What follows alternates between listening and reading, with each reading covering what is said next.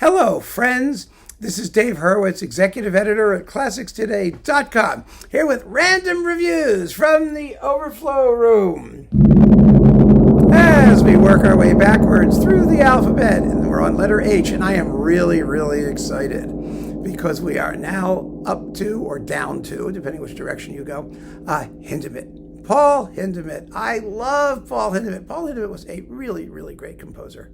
And his star has faded quite a bit since he passed away in the early 60s. And it's really a shame. There was a time when, he was the German composer everybody did if you didn't want to do the second Viennese school, if you wanted to remain kind of quasi-tonal. He had a different system. It wasn't traditional tonality, but it was close enough that we could all enjoy it. And everybody did his music. I mean, Bernstein did it, Ormandy did it, all the conductors in the 60s and 70s did it. The last conductor who really gave us a series of Hindemith stuff was Blomstedt, and also Jan-Pascal Tortelier did a bunch of it too. Chandos had a series of Hindemith's music, which was very good, his orchestral works. There are masterpieces, and lots of them, throughout his output. It's a very personal and characteristic style, a serious style.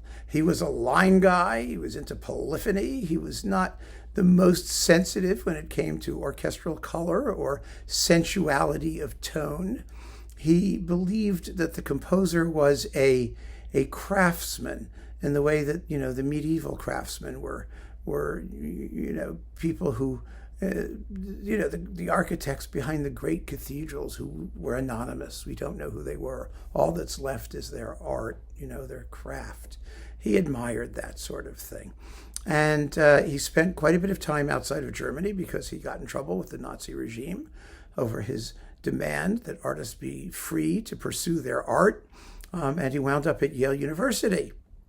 So I had some contact with Hindemith's work in the New World, because there is a Hindemith archive at Yale University, which I used to research my first master's thesis, which was on the topic of the Hindemith-Furtwängler affair with the Nazi regime, a very interesting period over the premiere of his opera Matthäus der Maler, which we'll talk about in the course of these discussions. We don't have to do everything up front. So let's just go through this and see what we can discover. There are lots of wonderful works waiting for you to get into them. And trust me on this one. You're really good. There's all kinds of fun stuff.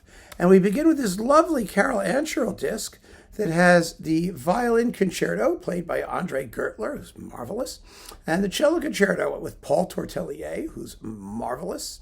And these are wonderful performances. And are they both stereo? Well, no, the cello concerto is mono. The violin concerto is stereo. It's one of the 20th century's great violin concertos.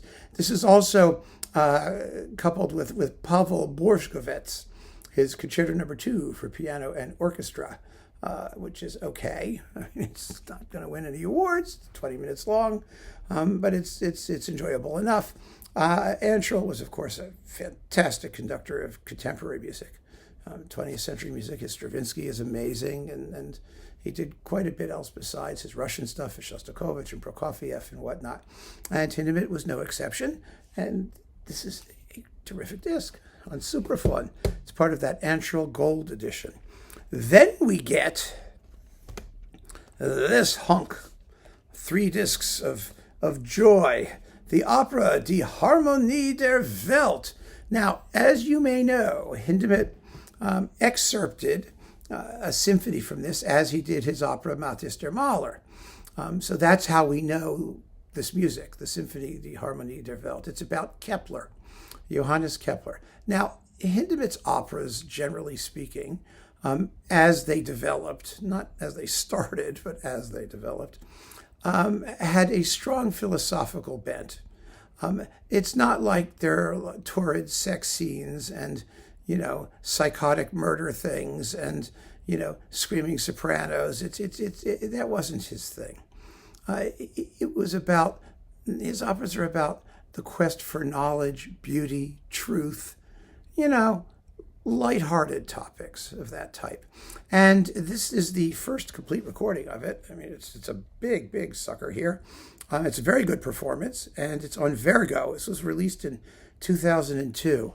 I don't know if it even still exists anymore. I really don't know. I mean, the whole work is about 3 hours. It's a big, big piece, ambitious piece, and very listenable. And, but the topic, the plot may not like thrill you to death. It's about discovering that, planets whiz around and how they whiz. But still, it's a major work, a major and an important work. So that chunk goes there. Let's see what we got next. Oh, you got to talk about the performance, don't we? It's on the Vergo label. Now, Vergo is the record label wing of Schott, the great big German music publisher, and Schott was Hindemith's publisher. So there is quite a bit of Hindemith on Vergo that was published by Schott. And we've got, let's see, who's singing here? Aruchun Kochinian and Francois Leroux, baritone, well, we know him. Robert Worley, tenor. Christian Elsner, we know him too.